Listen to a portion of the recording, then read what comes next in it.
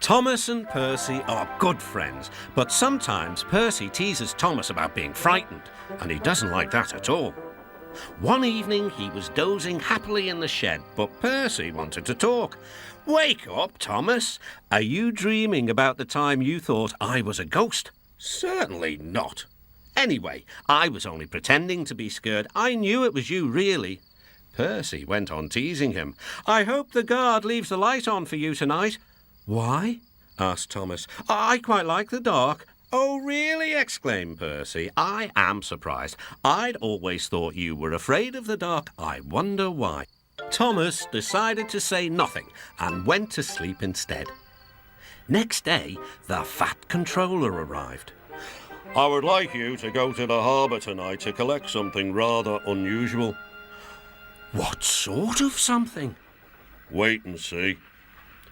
Percy was moving trucks into a siding. Henry arrived with his goods train. The signalman switched the points and Percy waited on the siding until Henry had steamed by.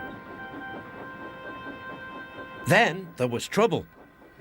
"The switches are jammed," called the signalman. "I can't switch them back for Percy. The workmen will have to mend them in the morning. It's too late now." Said Percy's driver. "I'm sorry, Percy, but you will have to stay here for the night." "Where are you going?" asked Percy. "Home for tea," replied the fireman. Percy was speechless.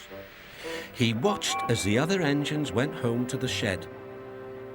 Night time came and Percy began to feel very lonely. "Oh dear," he murmured, "it's very dark." Oh, what's that?"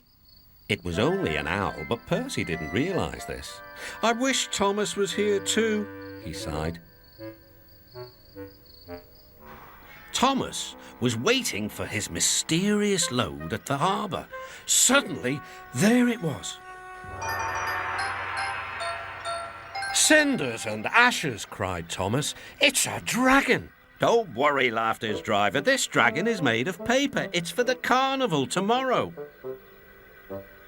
Workmen lifted the dragon onto Thomas's low loader and put lights all around it for protection.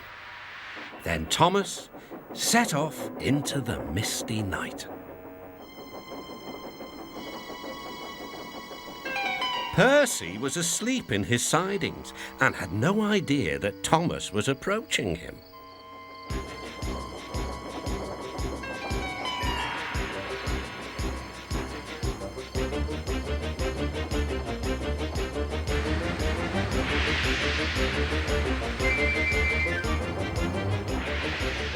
"Help!" cried Percy. "I'm not going to open my eyes until my driver comes."